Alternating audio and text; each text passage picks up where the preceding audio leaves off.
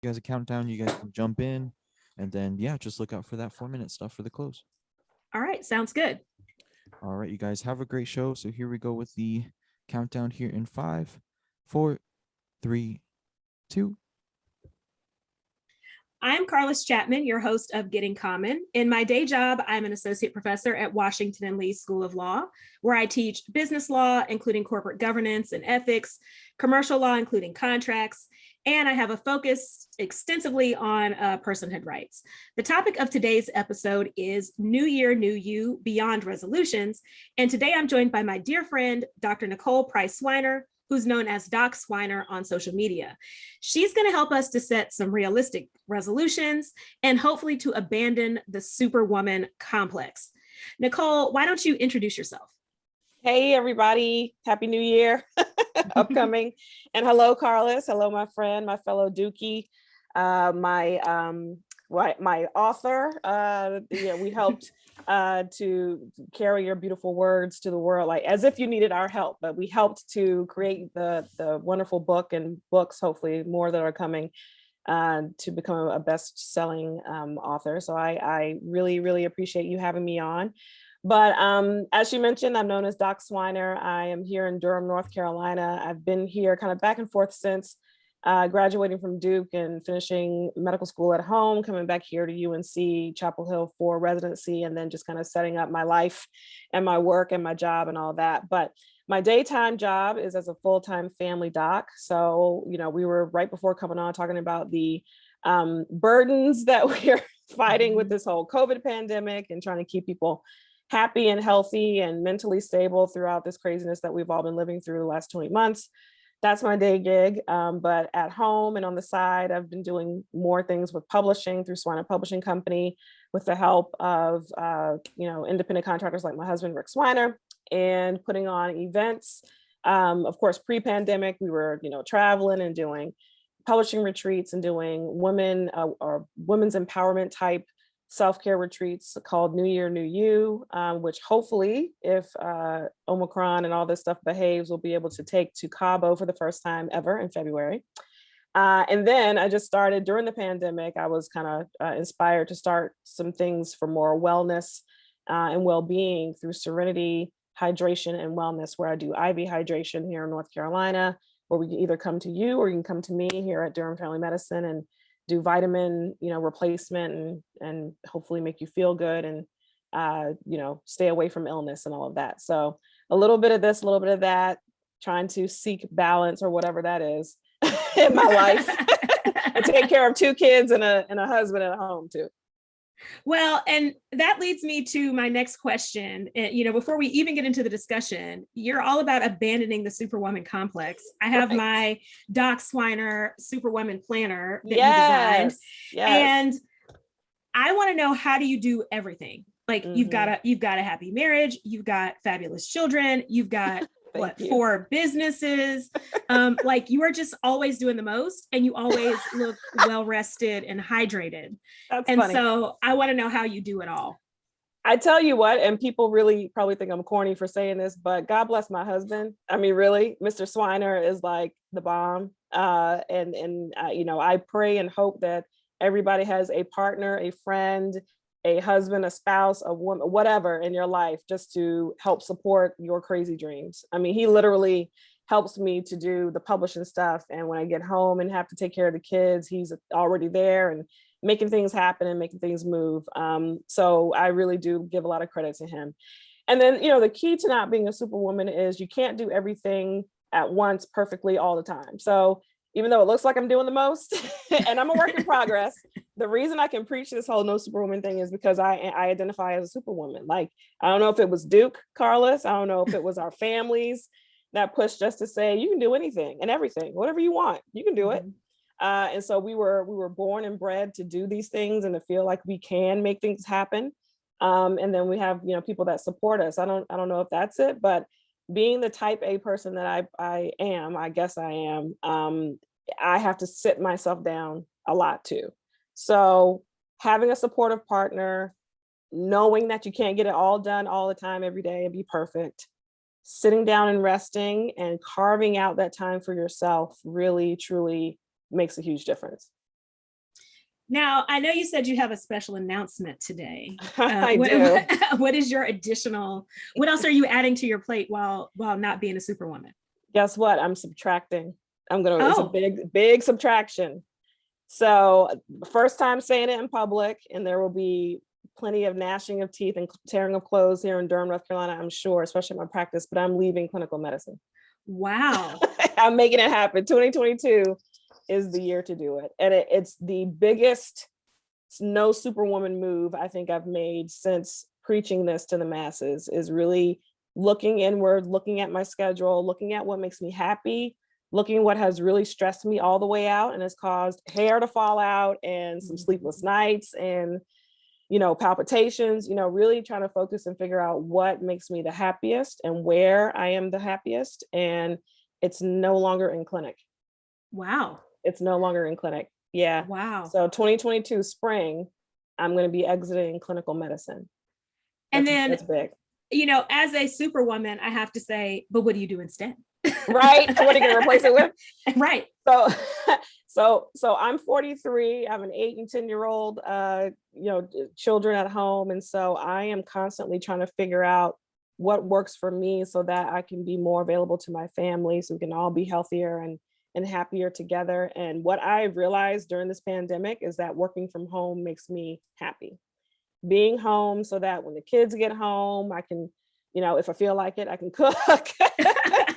I can plan a meal. I can be there for homework. I can laugh with my husband more and not be, tired and not feel like talking when I get home, because I talk all day in clinic to my patients all day long. And so when I get home, I have this amount of talking energy left and barely enough for my children, to spend time with them, spend good quality time with them. So I want to do more so that means, and I tried it, I tried to cut back to telemedicine. During the pandemic, we focused a lot on doing telemedicine from home instead of being inside the clinic every day. So I went down to 2 days working from home, telemedicine, and 3 days in clinic. That worked for a little while, but the load continued to be heavy. And I think it's different for me, particularly as a partner of a practice. I'm one of the bosses. So it's not as easy for me to say, oh, okay, well, I'm just going to work, 1 or 2 days a week. I eat what I kill and I make money last. I have to pay the whole staff, pay for all their benefits, all that stuff before I take a check home.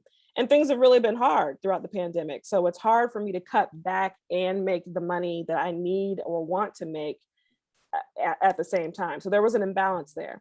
So in order to cut back, or in order to kind of do things differently and focus more on working from home with my other businesses, I have to step away altogether.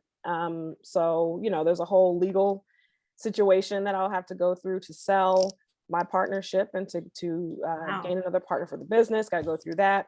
But then I'm going to do, a part-time gig with utilization management from home. It's, all fully remote, and it's part-time. So I'll be able to do that. And then the rest of my energy can focus on the other businesses that I have, and I can build that at home. So I'm excited about it. Well, I'm excited for you. And this just fascinates me because I think, I've known that you've had a goal of, doing more and being more, outside of the clinic. And so the idea that you were able to bring this to fruition, obviously it didn't happen overnight, right? Obviously it wasn't an instant decision. I'm impressed you're totally stepping back. I thought you're going to be like, yes, I'll manage it. And then, which meant you would slippery slope back into doing it again. Right. Right. Yeah. Which is what we always do. So it's impressive that like you're committing to it. I'm doing it. I have to do it. I have to try something different. What I'm doing now is not sustainable. And it's sustainable, but it's not made me happy the last 20 months. And I took a sabbatical. I did kind of a trial run in January, where I just took the whole month off from clinical stuff. I still did kind of my other businesses from home, but it was probably the happiest month of my life in a long time. Wow. Yeah. And so it was revealing. That was enlightening. I said, you know what?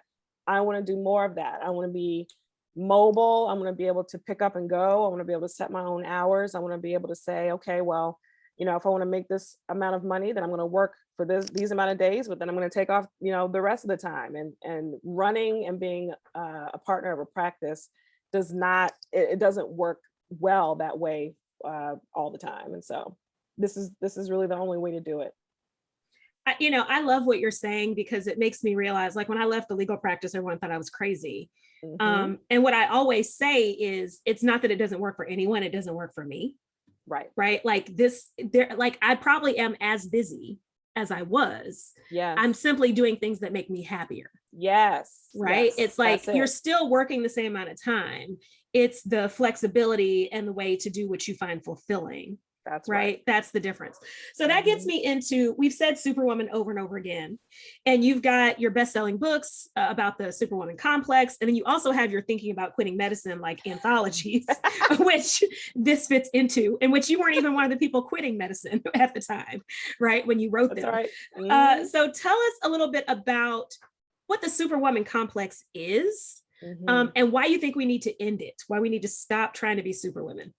Yeah. So, there are a couple of different definitions, when you look it up: Superwoman syndrome, the Superwoman complex, the Black Superwoman schema.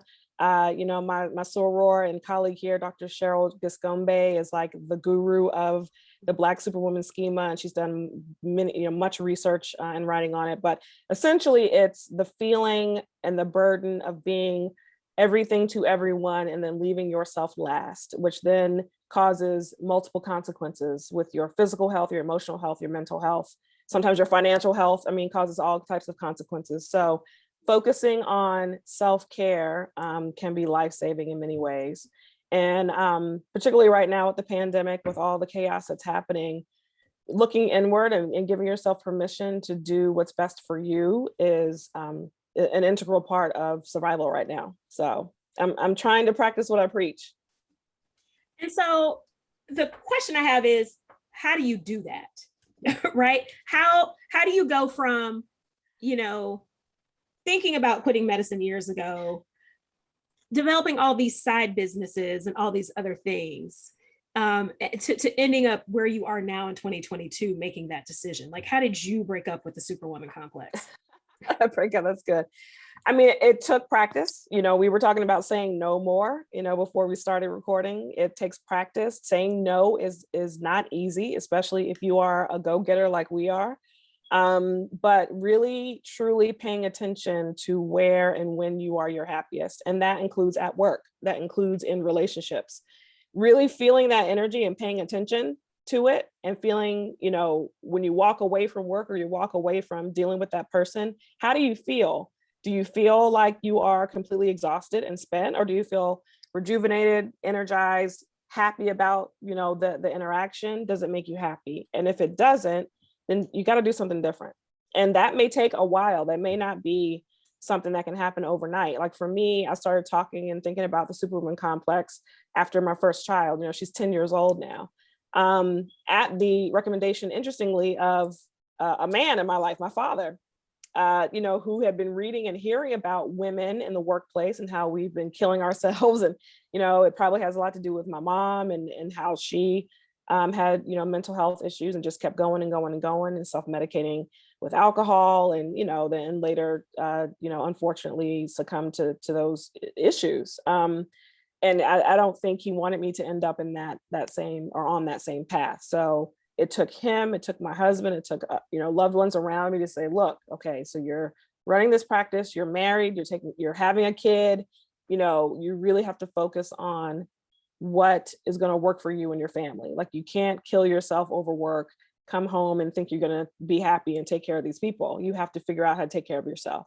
So it really does take some introspection. It takes, I knew eventually I wanted to step away from medicine. I didn't know when I was going to make it happen, but I also knew I needed to pay the bills. So in order to do that, thankfully, this job gave me enough of the opportunities and flexibility to start some new things and put pieces in place so that I could be at this moment 10 years later saying, okay, now it's time to step away and see if what I've created for myself can be, enough for us. And, of course, with my husband working as well, working together to say, okay, well, this is what we want. This is the budget we want. How are we going to make this happen together? So it's a process. It's not easy.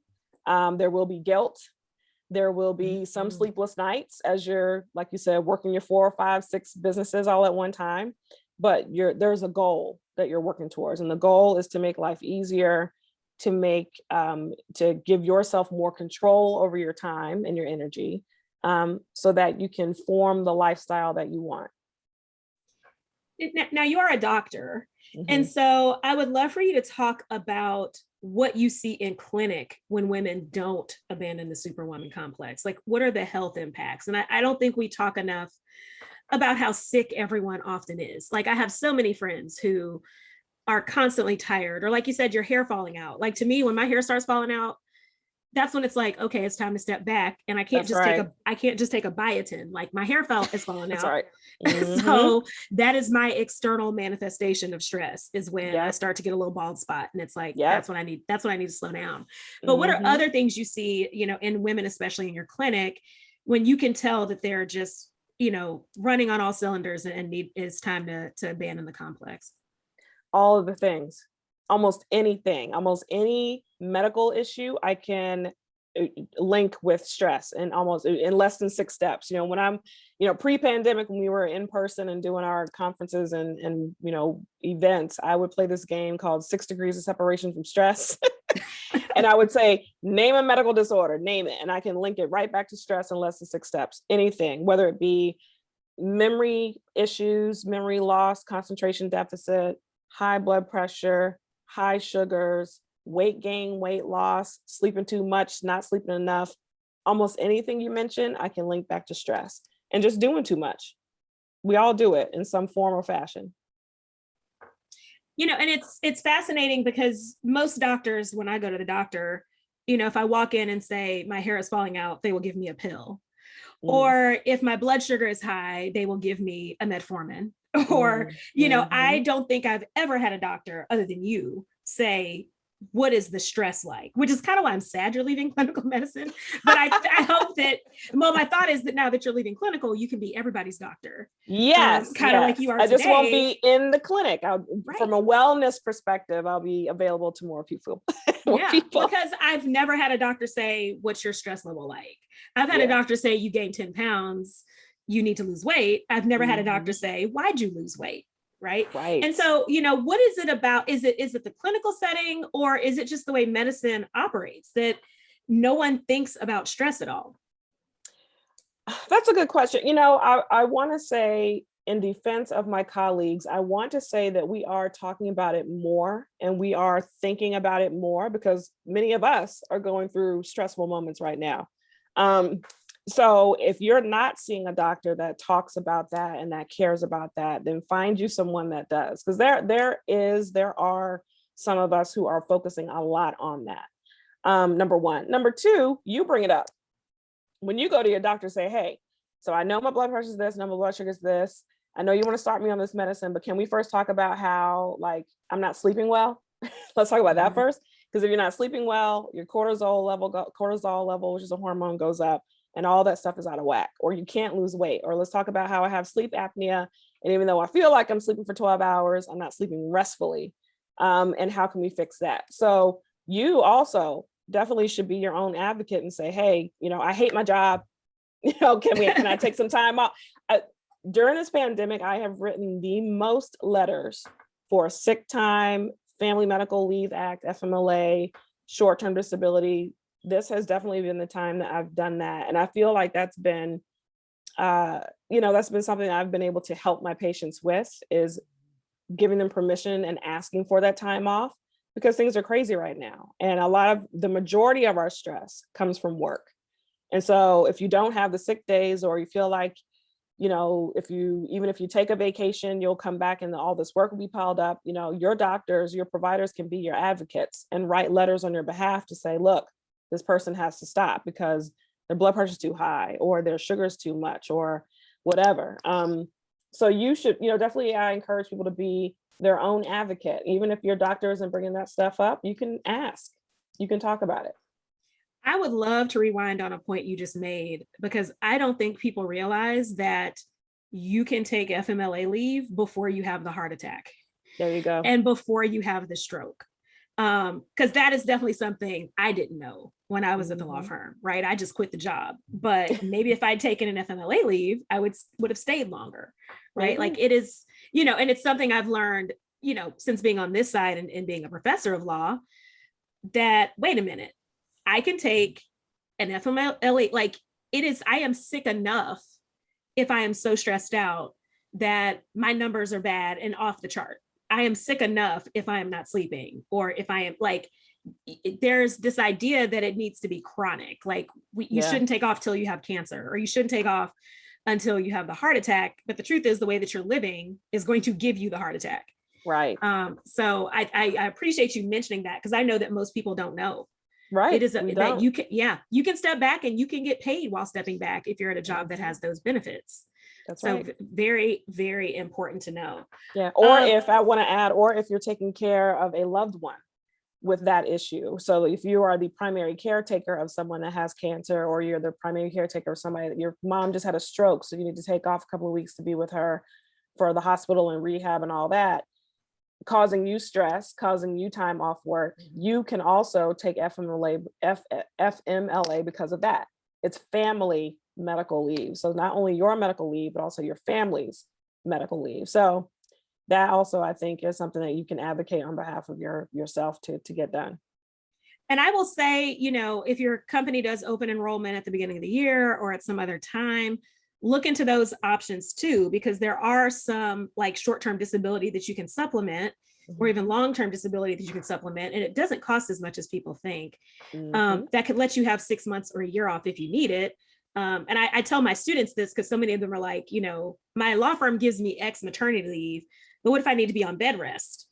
And I use up all my leave on bed rest. I remind them that you can pay for, and there are outside insurance companies that do this too, where you can pay for some extra long-term disability support or some extra short-term disability support, so that it's not a financial burden. Because I think what stops so many people from actually taking off is fear that they won't have income. Correct. And fear that they won't have a job to come back to. Correct. If they take off too much time. And so there are ways that you can support yourself and plan for that. Not just old people get sick. Right. And I don't think we think of that at all. I know that I wasn't thinking that way when I was 25 and signing up for things. And it took an external, advisor to tell me, you could get hit by a bus tomorrow, and what do you do? That's right. That made me think about that kind of financial planning. That's right. And you shouldn't feel guilty about it. It's not about being lazy and not wanting to work. It's about needing the time to rest. And you have to reframe that. Because again, if you're a go-getter, especially if you're high income, making this good money, reputation, all this stuff, everybody's depending on you. Listen, one morbid example that I use, which is horrible, is if you drop dead today, they will slide the next warm body right into your slot tomorrow. Like, let's be real. Right. So jobs are there, businesses are there to make money, and they need people to make the money. So if you're not there, somebody else is going to do it. So God bless you. Take care of yourself. Well, and my friend Tressie always says, the institution does not love you. And remember that it's not capable of love. Like, your job is not a human being. Your job cannot give you love. The people at your job may care about you. The job itself does not have any love for you whatsoever. They have love for what you contribute. And when you think about it that way, it's like you are literally giving your life, your blood, your sweat, your tears, literally to that institution that can't return that. And you're depriving the people who do love you of the affection and time that they need. That's good. So just, contextualize it that way. So I always say, when someone asks me to do something extra that's not my job, I'm like, so you're taking away part of my life. That's right. You are stealing part of my life force when you ask me to work for free and do something that is outside of my job description. And that has value, money value. Yes. Money value, but time and life value. That's right. That's right. It's I want the ability to do the things that don't pay me. And not give more time to the thing that is supposed to be paying me but isn't. You got it. Is the way that I think about it. So it takes a while to get here. I feel like that's in my wisdom in my 40s. Yes. This is where I've gotten. Because in my 30s, I thought about it very differently. Of course. Yeah. In my 30s, it was like, I will miss out on opportunities. Yeah. Go. Get it. Go get it. Yeah. And the FOMO is so real. in your 30s, where you're like, this person's on 30 under 30 and I wasn't, or this person's on 40 under 40 and I wasn't. And I'm not there because I went to sleep last night. And that is why I did not make that list. And that's just not the truth. It's not. And those lists mean good. Yeah, those lists mean nothing, actually. I feel like, you know, so many of my students are like, my classmate made 30 under 30 already.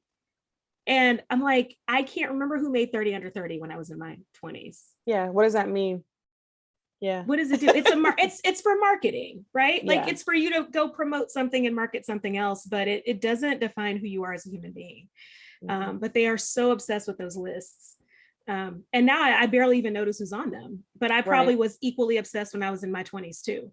Yeah, you're absolutely right. I mean, I think, and that I think you learn and adjust as you get older and wiser. The stuff that mattered, 10 years ago to me, no longer matter. You know, I was talking and kind of introducing the topic of leaving medicine to my partner and the business team, who's, you know, their job is to watch the numbers and look at the finances and all that. And they're like, all right, well, Dr. Swiner, if you don't feel like you want to do this anymore, you know, we definitely have to start interviewing for other folks that really want to get out there and work hard. And I was like, yeah.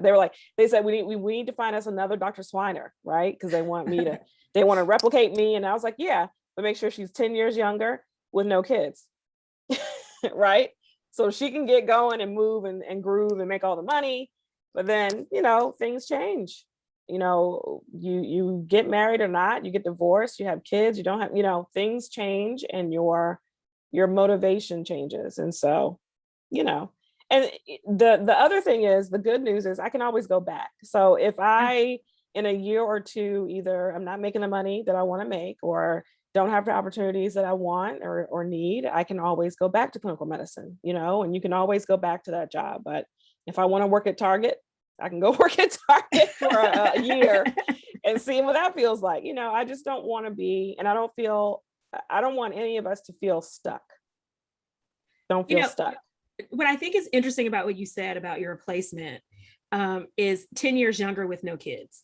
Because when Sheryl Sandberg's Lean In book came out, and when some of the other things that people have written came out, it was, yes, you can have kids and be a CEO and do this and do that. You just need like 6 nannies around the clock. And you just need to only sleep 4 hours a night. And, you know, I'd love you to talk a little bit about like the acknowledgement that picking one thing means you have to give up something else, right? Choosing to raise your children properly yourself means that you can't be the old Doc Swiner in the clinic. Right. And how did you come to that realization? And the misnomer, you know, shout out to my colleagues and women who don't have kids. It doesn't necessarily mean that you have extra time either, right? I've had to correct myself with that many times and say, oh, okay, you know, you don't have kids, so, you know, you must have more time. No, that doesn't mean that.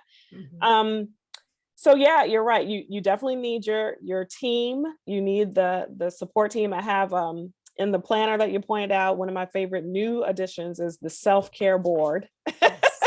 You need your board of directors for your self-care, and you need the babysitter, the nanny, the chef, the personal trainer. You need all these support staff around you, support staff, quote unquote, meaning, you know, if you have a cousin, sister, or somebody who's willing to do that for you, then God bless you, you can have that too. But we need assistance, and you can get these things done. You probably just can't do it by yourself. You need somebody to help you. You need people to help you. So get your self-care board of directors together. So y'all can do it. I am sitting here with this planner, which is Doc Swiner's No Super Winter Planner for 2022.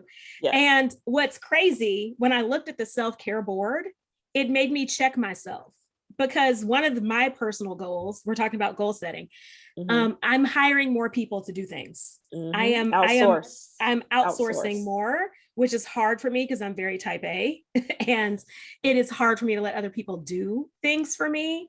But that was one of my goals in 2021 that has been harder because of COVID, but that I'm working on. And it made me realize, I was like, I don't have a chef. And what it made me think about, I was like, well, I don't have a chef because I like to cook.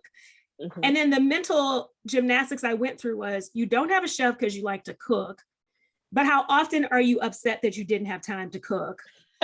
Or how often do like groceries go bad because you think you're going to have time to cook and you don't. And so it made me go through this whole like self-reflection process of, yes, I like to cook, but do I enjoy feeding myself every single day? Right. I actually don't.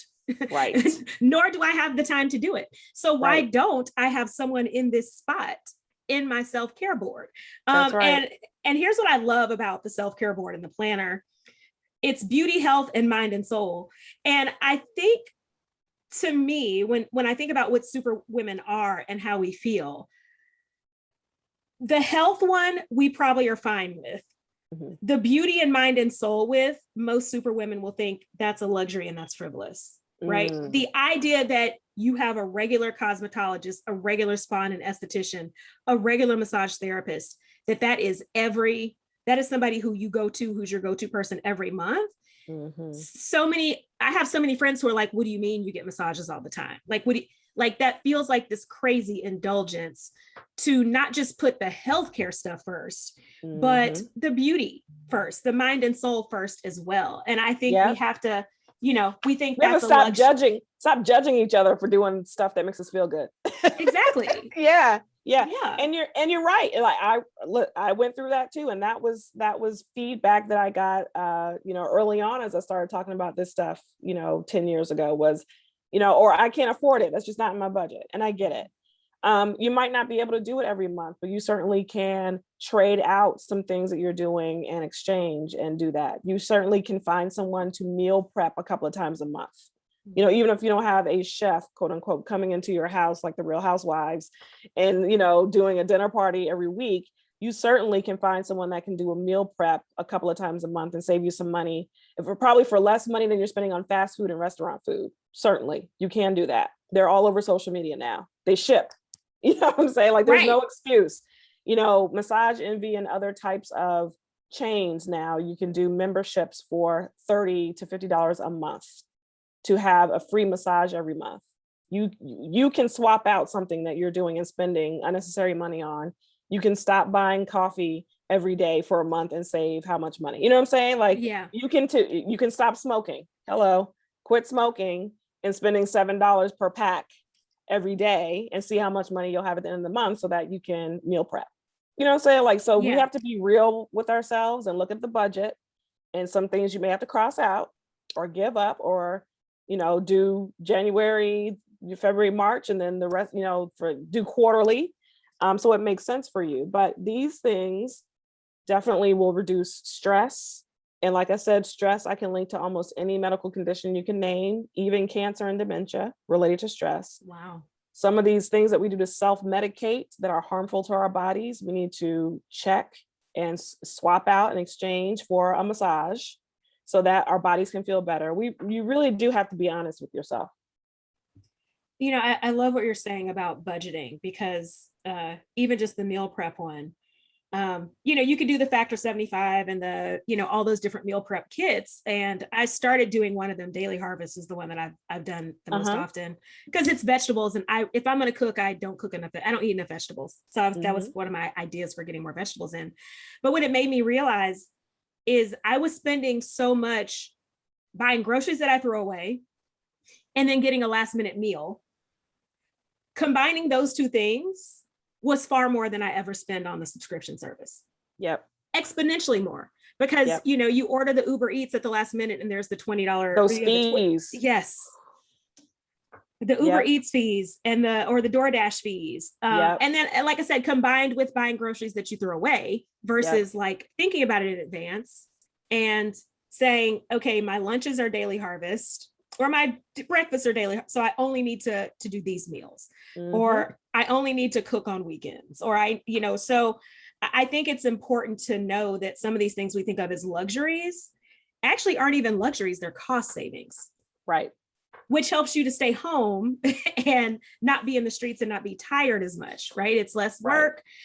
So consider doing some of these things. I also think when it comes to one reason I get massage keeps me out of the doctor's office. That's right.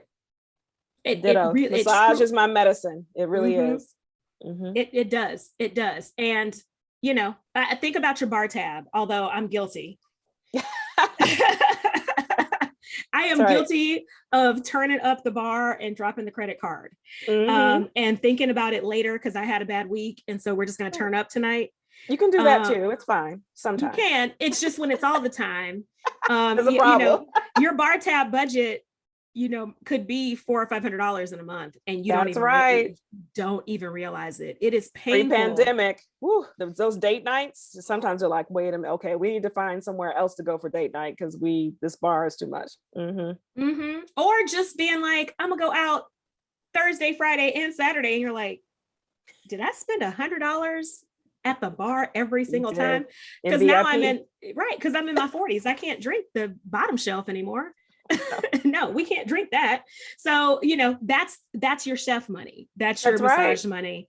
That's your personal trainer money. Maybe you don't need to turn the club up as often if you do the self-care stuff. That's right. So we've been talking about the planner we've been talking about the planner back and forth. I admitted before we got on air, and feel free to judge me, everybody, that I am a 2 to 3 planner at a time person. Yeah, me because too. I have this planner that is my life planner that has my self-care and my appointments and my bills and just like global what days I'm at work and what days I'm occupied. Then I have my electronic calendar that other people can put things on. And then I tend to have like a writing class calendar that's like specifically appointments with students, writing schedules, like, I'll usually that has note pages in the back where I do long range planning. Yeah. What inspired you to design this life planner? I think you're right. So most of us have 2 and 3 different places that we put all of our notes and stickies and reminders. And I also use the phone, my phone has reminders in it and all that. I just wanted something that was, even though it's pretty thick, it's cute. I like the color scheme, personally, I like the color scheme. You can use your colored markers and crayons and make it look, or use stickers. I like to put stickers in mine and make it look cute. So it's just like that one place to put everything as much as you can. Again, it's really more for your life. And then you can do something separate for work. And then I, just kind of looking around, most of my ideas comes from inspiration from my colleagues. I'm looking around and seeing what my colleagues are doing. A lot of us in the health and wellness realm are creating tools and resources for people to use. I also, have candles and t-shirts and oils and all that. So I was like, a planner just kind of naturally goes with, the things that I think about in terms of making life easier. And so how can I put it together in one piece and give it to people so they can use all the things that I try to use in one place. And so that's where I was motivated to do that. So this is our third iteration of the planner so far. And, you've not only got this self-care board, which one of my tasks is to fill this in. Like I need to have regular people in my self-care board. That's on my New Year, New You resolution, fill in my self-care board. But you've got, like a bill tracker, but you've got grocery lists and goal setting and like reflections for gratitude, weekly gratitude reflections. And so to me, I like that it's mind, body, spirit. It's all of the things in one planner. And then the other thing that for me, because I actually got it mid-year, you sent me a sample mid-year last year. And for me, what really helped about the planner is the way that you break out the day. And so I'll, hold it up for folks who you may not be able to see it well. But you've got personal, work, and home. Which goes back to our Superwoman conversation and our our next thing we're going to talk about, which is how to say no better. For me, what I like about this planner and what it kind of has helped me to do in checking myself when I can't talk to Nicole, because sometimes I'm like, Nicole, I'm a hot mess, help me. And she's like, girl, sit down. And I do. Or go take a bath or something, that's what Nicole, so many of our conversations are like, are you sleeping? Have you take a bath? Like, that's a lot of my conversations with Nicole. But you've got personal, work, and home. And for me, what is interesting is they're equal thirds in the planner. And what makes me check myself is when the work one explodes into the personal and the home. Look at that. That wasn't even intentional. That's great. Well, and because it's a visual subconscious cue. It's like, why is personal and home blank? And why is work like an arrow with a Post-it on the side? That is filling out. Why do I have nothing in personal for weeks on end? But, and why have I not booked my housekeeper? Because I'm too busy. Mm-hmm. But work is busting out. Like that kind of helps me to know when I need to check myself, right? Yeah, That helps me to know. You're unbalanced. Yeah. Yes, totally unbalanced. Because at the least, I should be writing in, a Pilates class or a walk or some sort of exercise in personal. Something should be going there every single day. A meditation or, talk to a friend. Something should go in personal every day. We should not be divorcing ourselves from the personal in order to do the work. You got it. We shouldn't be doing got that. it. So I need help with this. And I feel like every time I talk to you, we're going to have this conversation. A major part of managing Superwoman Complex is saying no. How do you say no? What do you pick? And how do you make a no stick? Because I think what happens to us as women, I can't tell you how many, and I'm big on no as a complete sentence. I said no. And then somebody comes back and they come back again. Yeah. And they come back again. Like I have an email in my inbox right now, and I essentially said no 2 weeks ago, and they sent me a follow-up yesterday. And I actually sat yesterday and thought, well, you know what? If I just work really hard tonight and tomorrow, I was like, wait. No is a complete sentence. You said no 2 weeks ago, and I had to check myself. So how do you say no and make it stick? And then how are you picking what to say no to? Yeah. It's hard. It takes practice. It's not easy, especially if you, like are type A like us, or you want to, or, you happen to be a people pleaser, or you just want to make people feel good. And, you want to do things because, it's, you have the ability, or you have the money that, available to do certain things, but you're just, when you say yes to things and you're putting yourself on other people's schedules and volunteering your time out, just know that you're taking away from your time and your energy and your family's time and energy every time you do that. So it has to be worth it for me. It has to be worth it. And it's not easy. You're right. And today I might say no, but then again, 2 weeks later, when I feel like I have enough time, energy, mental space, maybe I'll say, you know what, I do have time for that. Or I do, I didn't last month when I was, going through my transition out of work, but in March, when I'm out of the clinic, let's circle back, So no may not always be a complete sentence, meaning no, never, but it may mean no, not right now. And I think it's okay to give yourself permission to say, okay, let's come back to this in the new year. There's all types of things on social media right before Christmas hit, talking about, people who are like, ooh, right before Christmas, oh, I have this wonderful idea. Let's do this and do that and do that. You're like, you know what? We're winding down for the holidays. Let's circle back in January. Let's come back to it. So, no can mean not right now. And you can always come back if you feel like you have the time or the energy for it later. So that's number one.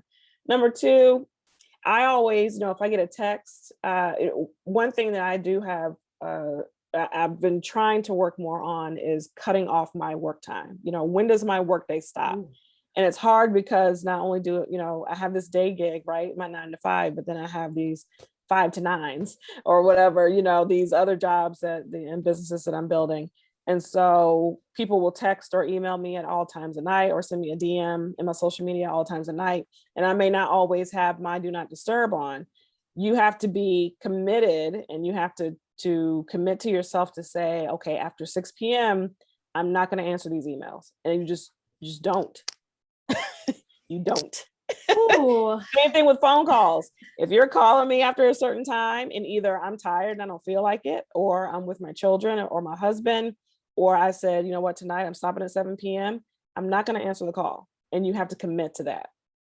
Yeah. I am writing down stop time. I do not have a stop time. You have to have a stop time. And I absolutely don't have a stop time. You of all people. I'm sure people are calling you all the time and trying to get you to be on TV and interviews and different time zones. And you have to say no, or you have to say, you know what, Tuesday such and such, I'm not going to work on this day. So I'm either going to put my email notification on, or I'm going to turn my phone off.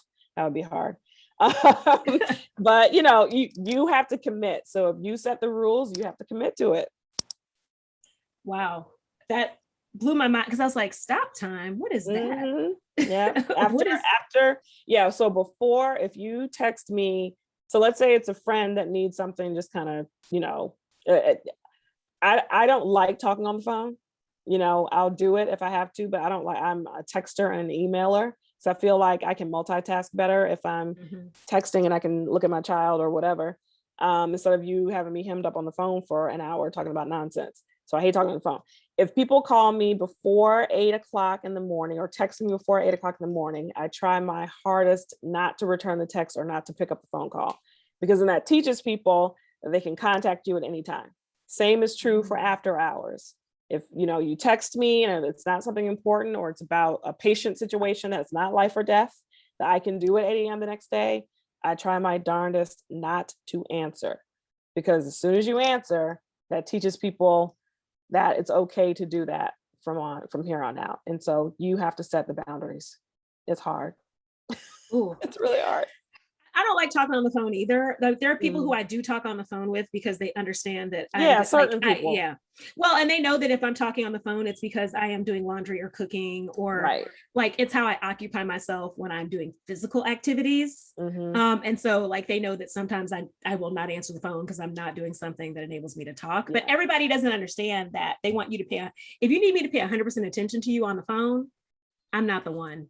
Yeah, let's schedule a lunch. Let's meet up for dinner. I would rather have conversations face to face, because then I can really pay attention to you. But if I'm tired after work, or my kids are in the car talking, or something else is happening, I don't want to talk on the phone.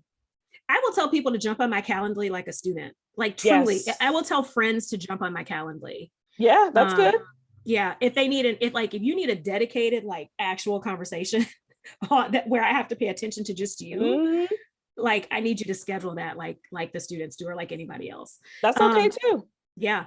Because I just know myself. I'm too ADD and I have too much going on. And the chance, if you call me with a life crisis, I can't guarantee that I can't. Like I might be like typing a paper. Listen, know thyself. Know thyself. The other important thing I learned about myself is I know what time of day I have the most energy. Right. So from 10 a.m. to 3 p.m., sweet spot. So, heavy work I do early. Once I've had my coffee, I wake up like 10 o'clock. Well, no, I wake up like 7, but once I'm awake, it's usually about 10 a.m. I've actually looked at the clock, to see when it was like peaking. So I try to schedule my heavy work early. And then after lunch, I start kind of, tapering down on things, do the easier things when you don't have as much energy. But by 3 o'clock, I'm pretty like my timer, my clock is usually running out of energy. So I usually try not to do too many things that really take a lot of focus and energy after that, because I'm tired. Yeah. For me, it's for you, Carlos, for you tonight. Well, this is fun. Special exception. Well, this is fun. This isn't work, right? Right. I would say for me, I realize it's not even that it's tired. It's that I've been doing the same thing. Like I have a hard time doing the same thing for a lot of times. So I've got to switch my tasks throughout the day. So I could work a 12 or 14-hour day easily if you don't make me sit at a desk, or if you don't tell me that I have. But if I have to like sit at an office at a desk, not going to happen. Like same kind of 10 to 3 max, and maybe 10 to 3 if I take an hour lunch. Like right. Yeah, the lunch is key. Yeah, you got to have the lunch break. Right. But if I'm working at home and I can control my own time and all that, like it's almost exponential and unlimited how much time I can work if I am in control of myself. And so some of that was deciding to switch jobs, because obviously you can't practice law from 10 to 3. Exactly. You've got to practice law all day. So that clearly didn't work for me. Now, same with medicine. That's why I'm making the switch. Now, I will say, I think we're a little behind schedule, but it's okay. My last thing is, before we get into actual setting healthy goals and like what our resolutions are, how do you deal with the FOMO? Because I think fear of missing out for those who aren't up on what the kids on are social saying. Media. But the social media, or even just like looking at other people win awards, or looking at other people publish things, or there are definitely moments when it's like you're not there because you said no. And it's like, if you hadn't said no, you'd be at this event right now, or you'd be and you would have written this article, or you'd be in this journal. And I've gotten better about it, because now when I'm saying no, I am affirmatively overbooked and there is something else that will replace it that just hasn't dropped yet. Right. But for, the folks who aren't in their 40s yet, the folks who are in their 30s and trying to not get as into the Superwoman complex as we previously were, how should they deal with the FOMO? Like, what do you do to like let that go and just be content with yourself? That's hard. I still deal with that too. I throw events and writing these books, but I see what my peers are doing. And I kind of, you try not to compare, but that's human nature. Am I doing enough? Is my event going to be that spectacular? Or my picture's going to be that pretty when they come out? We all do it. A lot of that does come with age. You care less as you get older. I think in your 40s, you definitely kind of hit that, F it phase where you're like, whatever. I'm me, I do me, and I'm fabulous, and it is what it is. So with time, it does get better, but I am a sensitive person, so it does, FOMO still gets me from time to time. I don't know. I mean, I guess it's okay to let yourself have those moments, let it motivate you to do greater. But don't feel like you have to be at everything. You also, and this is again a credit to my husband, he says you have to let people miss you sometimes. Let them miss you. Because if you're around all the time, then you just become part of the background. You're always there. People get tired of seeing you in all the pictures. Let them miss you a little bit. And I had to learn that with like posting, so every, when I was first trying to really, really get a whole bunch of followers going, I would post 2 or 3 times a day and all that. But now, as I think, why am I doing this? Why am I posting? Why am I going to this event? What's the point? What is it worth me? Is it am I gaining followers? Am I earning money? Like, what is it really worth for me to be here and be there and post all the time? And after a certain, after you reach a certain goal, you say, okay, well, I wanted to, get more exposure because I'm going to do more speaking engagements, or I want to gain more publishing clients. Once you've done that and attained that, you're like, okay, well, I can fall back a little bit. I don't have to be everywhere. I can post every 2 or 3 days, let people miss me, and then come out with a bomb professional headshot, the next time I post, and everybody's like, yay, we haven't seen you in a while. This looks nice. So let them miss you a little bit. That actually helps with engagement and exposure.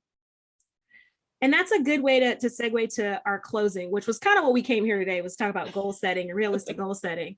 But, I personally don't make resolutions anymore. I try to, have kind of long-term goals and things. I check goal setting periodically so that I'm not abandoning by February 1st. But for folks who want to set some goals and have some resolutions for 2022, what tips do you have for setting realistic goals to have the new year and new you in 2022? Yeah. So, right. Instead of like making a list of resolutions, just do an assessment, do a check-in and say, am I happy with how the last year went? And what things could I change? What things should I change? How could I change them? It could be one thing. For me, it's the job, it's my career. I'm not happy in clinical medicine. So what am I going to do differently? How am I going to attack that?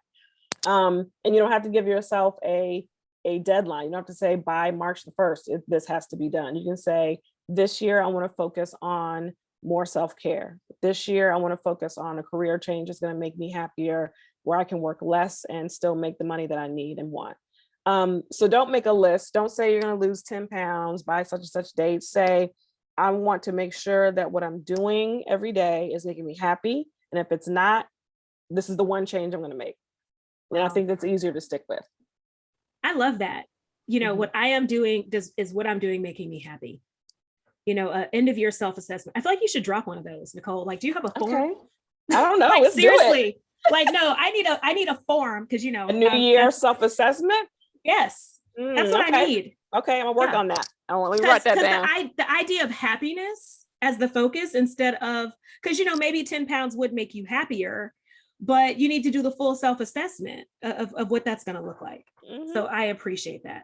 Well, this hour went so fast, because this is what happens when I talk to Nicole, right? Just talking, yeah. Just talking. And so I want to just thank her for being here and for helping us, to abandon the Superwoman complex. I think you have inspired me. You shocked me with saying you're quitting clinical medicine. And what I find interesting about my shock is the Superwoman complex of, what are you replacing it with?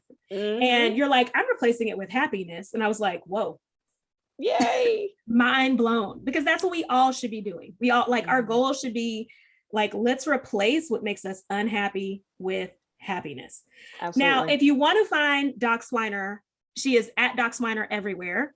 You can find her books on the Superwoman Complex on Amazon. You can also find all the other Swiner Publishing Company books on Amazon. This episode, it will be available on Voice America, iTunes, Spotify, and the YouTube channel Getting Common. And I will remind you that you can, subscribe to and record and get the automatic updates of these things so that you don't have to check in. This time next week, we're going to have an exciting episode. I'm going to have Professor Eleanor Brown of Penn State and Dean Kimberly Mutcherson of Rutgers. And we're going to talk about Amy Comey Barrett's adoption of her Black children, the legacy of transracial adoption, and why her comments that she's made have not been so innocent, like why that attaches to the legacy of slavery and what that means for someone who's on the Supreme Court to have those views. Feel free to send me emails to the show page or reach out to me on social media. I'm at Carla C. Thank you all for listening, and I will see y'all all next week. Bye. All right, you guys all clear. Great show. Thank you.